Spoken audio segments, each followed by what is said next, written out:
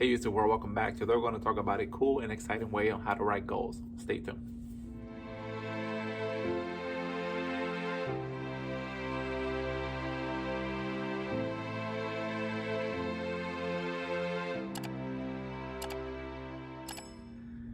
Hey YouTube world, welcome back. My name is Ramenis. You can call me Remy, and today we're going to talk about a cool, interesting way on how to write goals.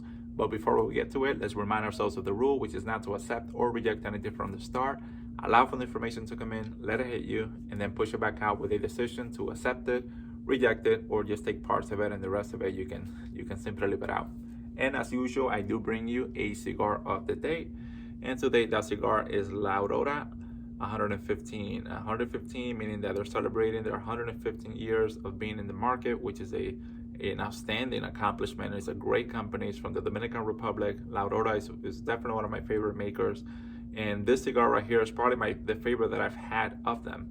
115 was from 1903 to 2018. So obviously they're a little bit more than 115 by now. But this is a great stick. I had it before and I just had to buy another one in order to share it with you all.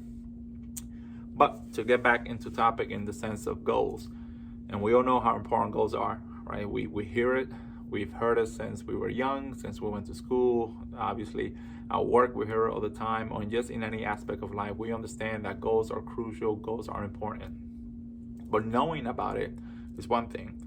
Executing or knowing how to apply it to yourself and for your lifestyle is a different story. So I'll start with a quote from Denzel Washington. He says, "Dreams without goals are just dreams and ultimately fuel disappointment." Right? I'll say it again. Dreams without goals are just dreams and ultimately fuel disappointment, right? So what does that mean? We all have dreams. We all have things that we want to be able to accomplish, to get done, things that are good, right? Things that we know that if those dreams are met, our lives are going to be different to some degree, right? Something's going to be different tomorrow than what it is today. Our life will be better. Maybe we can provide more for our families, have a better lifestyle for our friends, for ourselves. So we have these dreams, we have these things that we want to be able to get done, and they're naturally good. They're coming from a good place. They're coming from your soul, to put it that way. But if you don't add any goals to those dreams, what happens ultimately is that those dreams will turn into disappointments, right? You're gonna get up a week, a month, 3 months, a year from now, you're gonna look back and say, I had these thoughts, I had these great dreams, but nothing has happened. And that's because you never set goals in order to be able to hit those dreams, or at least get closer to achieving those dreams, right? And goals, they're tricky, or they can be different, right? You can have daily goals, weekly goals, yearly goals, but you have to have an idea of what needs to happen in order for you to get closer to your dreams or achieve those dreams. And that's why this new methodology that I want to share with you today comes into play, right? So if you Google, how to write goals, you probably get many different ways and formulas on how to do it. And I do believe that each of us needs to find their own formula on how to write goals that best suits you, right? That you can feel more comfortable in applying, and then just roll with that. We're all different, so things are, just applied to us a little bit different, that we're comfortable sort of proceeding and going forward. Now, the one I'm going to share with you today is called OKRs, right? And it's an acronym. OKR stands for Objectives and Key Results. And this is something that I'm learning now at work for a couple of months. And that's something that I'm grateful for, because thankfully I'm working for an organization that has a growth mindset and that pushes a lot of information to their employees to say, hey, learn, grow, become better, become more tomorrow than what you are today. Don't be shy of taking risks. Don't be afraid of stepping out of your comfort zones. So I'm very thankful for the organization to be able to share this information with us and allows us to apply it at work, and also obviously we can take it and apply it in our personal lives. I read about OKRs sometime in the past, so I understood it a little bit to a certain degree. I never really put any actions to it, so I can't say that I was any good at it. But thankfully, I've been able to practice it for now a couple of months, and I want to share this great methodology with you. So if we split OKRs, right, which stands for Objectives and Key Results, simply you take the O, which is the objective, is what you want to get done. All right, so your objective is what you want to get accomplished, right? And there's a formula to write an objective. You have to write it a certain way. It's not just, put a little statement there and sort of keep it moving. You have to write it in a way that is committed, right? That has an outcome, that we can measure it, and that anyone that reads it can understand its success. For example, I can say, I want to buy a car by end of October 2021, right? So I want to buy a car, right? It sounds nice, but don't write it, I want to buy a car by end of 2021. I would own a car, I would own a new car by the end of 2021, right? It has an actionable verb, meaning that something is going to change. Something's going to be different in your life tomorrow than what it is today, right? Something will happen. I can measure it. I can understand the outcome. The outcome is owning a new car, and I know by when, which is end of October 2021, right? So that's my what. That's my objective. That's what I want to get accomplished. The KR, on the other hand, is the how you're going to get that objective accomplished, right? So if your objective is what you want to get done, then your key results, your KR, is how you're going to get that objective accomplished, or at least closer towards accomplishing it. Now, the key is to not write a bunch of key results, right? So key results are not meant to be tasks, right? They're meant to be actionable items as well, in order that says, I have to do this, and I have to do it by when, and this is how I'm going to measure it, and this is going to get me closer to meeting that objective, which is owning a new car by end of October 2021. So one of the key results may be, if I will own the new car by 2020 by end of October, I have to save an X amount of money, right? So I gotta have money in order to be able to own a car.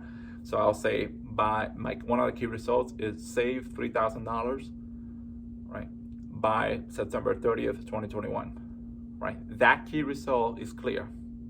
I can measure it. I can verify if I did it, yes or no, by understanding if I was able to save $3,000 by end of September 2021, right? That's my minimum that I decided I need to have in order to be able to meet my objective, which is to own a new car by end of October. Another key result may be define or identify 3 models that I feel are my top 3 choices for a new car, and I will do that by end of August, right? So I want to own the car by end of October. I need to save a certain amount of money by end of September. Another key result is identify at least 3 models by end of August that I feel are my top 3 choices for the car that I eventually will want.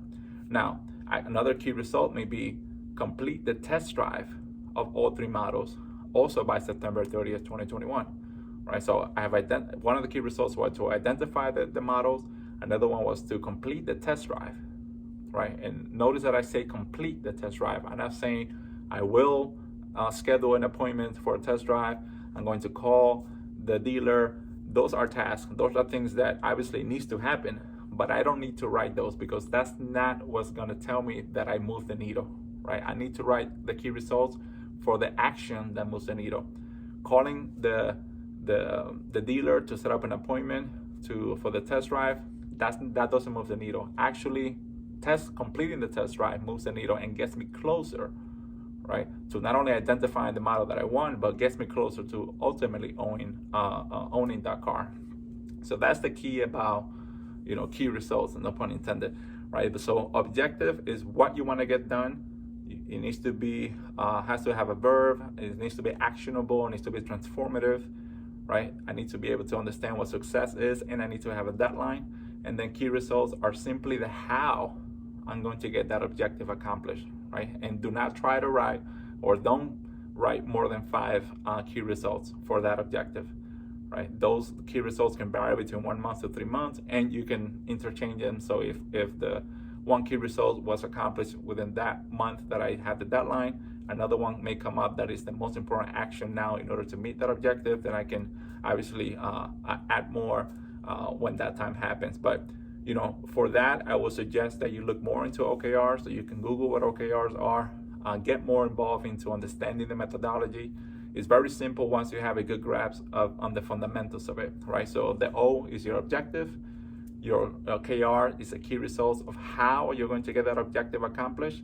And if you're interested, again, and if it's something that works for you, then I would suggest that you learn more about it, get yourself more information, and most important is to execute, look for you to apply this learning to your life. It's going to change your life personally, professionally, if you find a method, a way to write goals. Again, goals are important for you to move forward. You won't be able to meet your wish list or your dreams without knowing what goals are needed to be in place and then executing on those goals. And OKRs are a way to not only write it, but write it in a way that is committed and that's going to push you to execute. One more thing also that's important about OKRs is that you have to have ways to review it, right? To say, hey, how am I doing? And that's where the deadlines comes into play. You have to have daily check-ins, weekly check-ins to understand how you're doing against those key results that are going to get you closer to that objective. But just wanted to share that message with you today. Hope you enjoyed it. Look forward to more videos in the future. If you have not subscribed to the channel, please do so. If you have any comments or any other ways to write goals that you feel are crucial for our community to learn, I welcome you to write it in the comments. And again, thank you so much for your time. I truly appreciate it. On to the next one.